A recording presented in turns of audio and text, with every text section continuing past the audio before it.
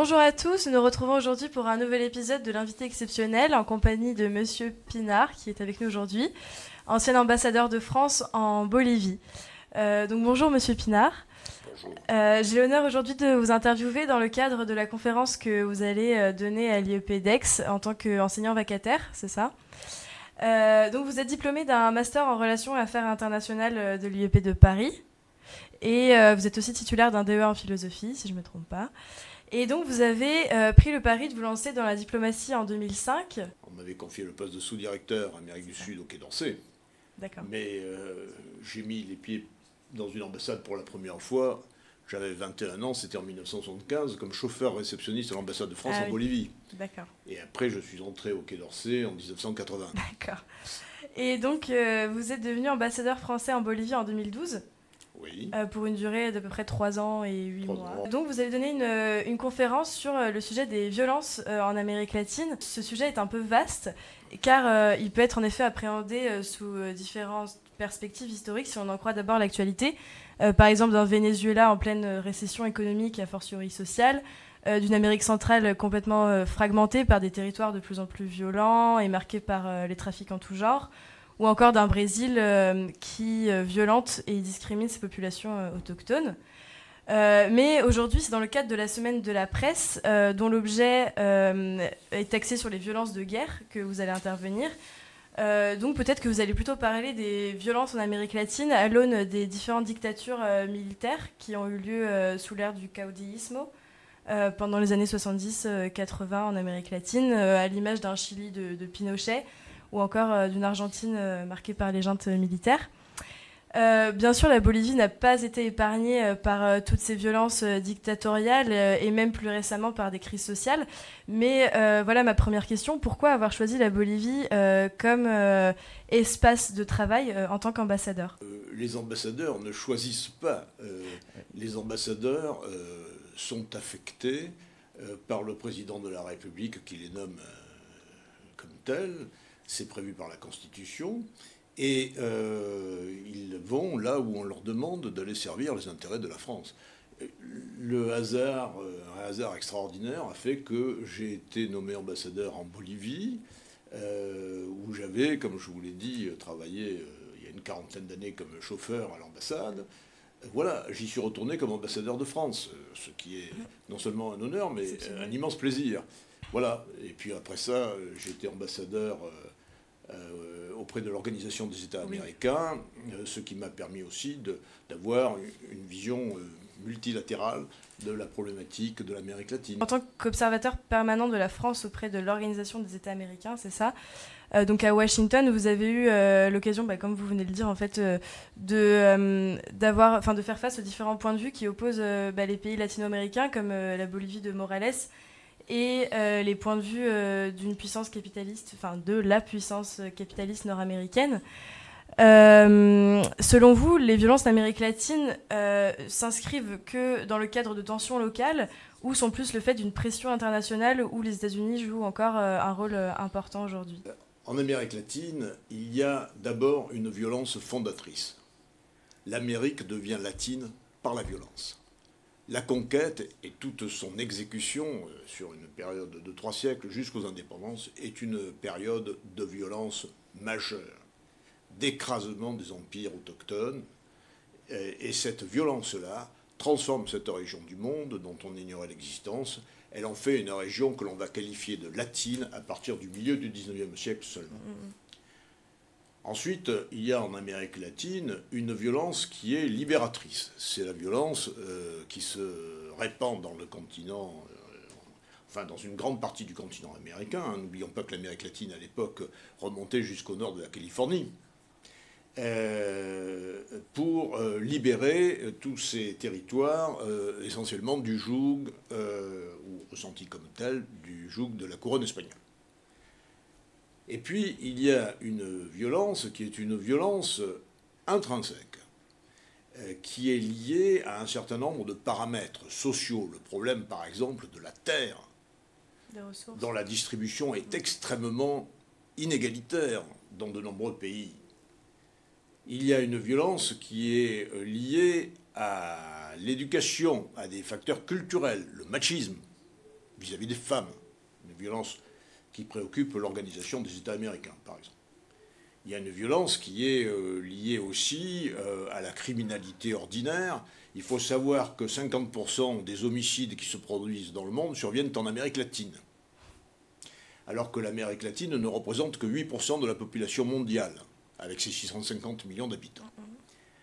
Donc à cela s'ajoutent des facteurs très spécifiques, mais désastreux, comme par exemple le trafic de drogue, qui est une activité hélas considérable dans les économies latino-américaines, avec à portée immédiate le premier marché, le premier consommateur de drogue au monde que sont les États-Unis.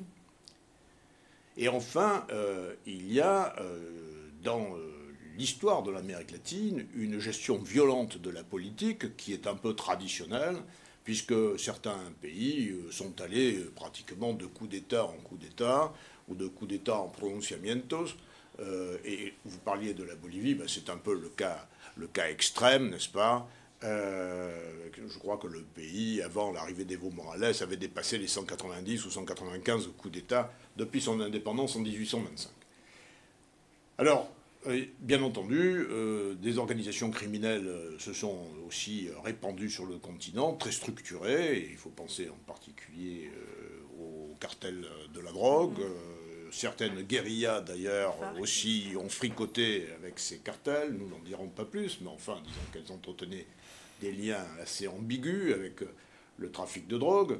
Et puis, vous parliez de l'Amérique centrale tout à l'heure, il faut aussi mentionner l'impact des maras, de ces organisations criminelles revenues des États-Unis, qui ont migré, en gros, depuis la Californie essentiellement, vers l'Amérique centrale, et dont la puissance représente une menace même pour certains États, dont les forces ne sont peut-être pas à la hauteur pour affronter de tels dangers.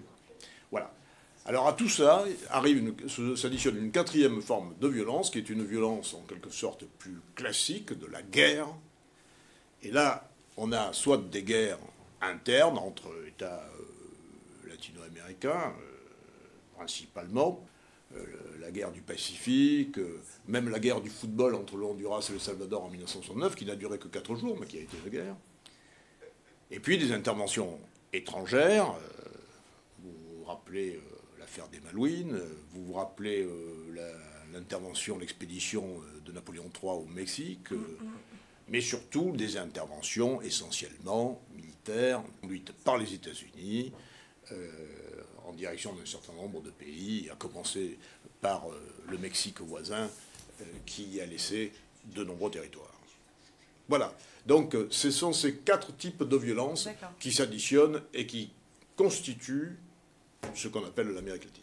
Pour continuer, nous allons plutôt nous axer autour de votre corps de métier, donc qui est la diplomatie, parce qu'ici ça fascine. Pour vous, est-ce que vous pouvez nous résumer déjà le métier d'ambassadeur? Est-ce que pour vous, c'est seulement une fonction de représentation de l'État, de la culture et de développement de la francophonie à l'étranger, ou avez-vous une réelle fonction d'arbitrage, par exemple, des conflits qu'il peut y avoir localement? Un ambassadeur, c'est d'abord un diplomate. Donc, comme tout diplomate, il fait de l'observation, il essaie de recueillir des informations par des moyens légaux. Je ne dis pas qu'on ne reçoit pas d'informations par d'autres moyens, mais ça, on n'en parle pas, par définition.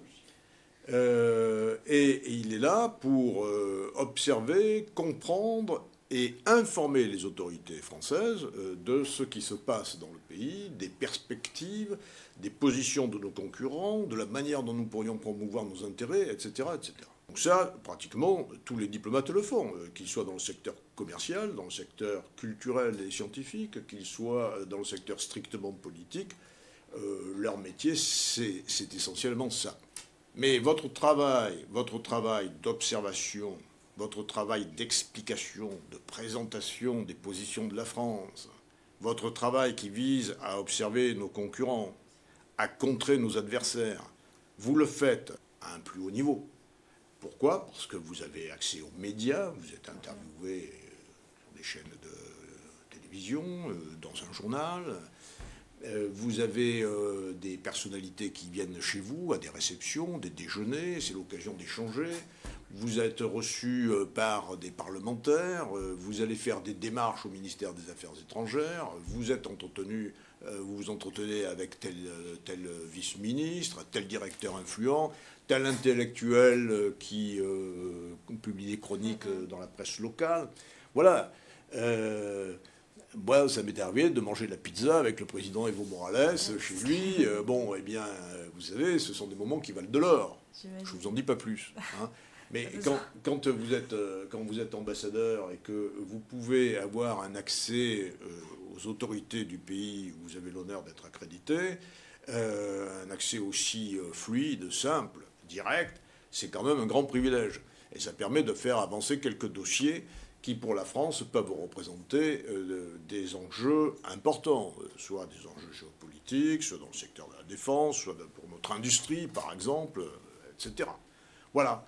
Donc c'est un métier, à tous égards, passionnant. Et jamais je n'ai pu m'ennuyer dans ce métier-là. Et du coup, dans le cadre de la semaine de la presse qui est axée autour du photojournalisme de guerre, est-ce que vous avez une anecdote dont vous pouvez nous faire part, ou une scène violente, du coup, en l'occurrence, à laquelle vous avez été potentiellement témoin pendant votre carrière en Amérique latine, par exemple? Disons que d'une manière générale, dans ces périodes tendues, les journalistes sont exposés.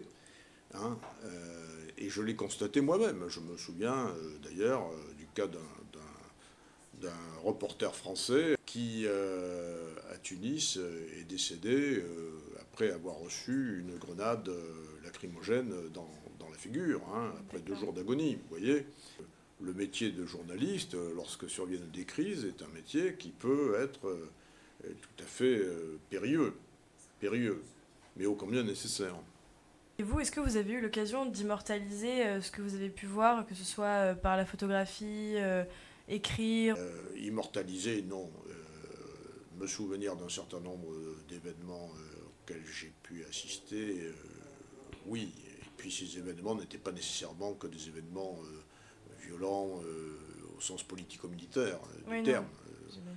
Voilà, il y avait, vous savez, j'ai le souvenir par exemple d'émeutes dans des prisons, hein, où les morts se comptaient par dizaines. Hein, quand la police arrivait à rétablir l'ordre, entre guillemets, dans la prison, c'était des dizaines de sacs qui sortaient avec des cadavres à l'intérieur.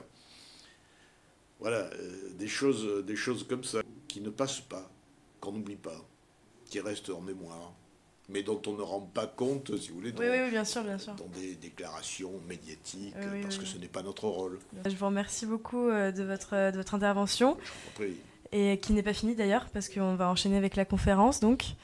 Et voilà, je vous remercie à tous d'avoir assisté à cette interview, et je vous dis à bientôt pour un nouvel épisode de l'invité exceptionnel.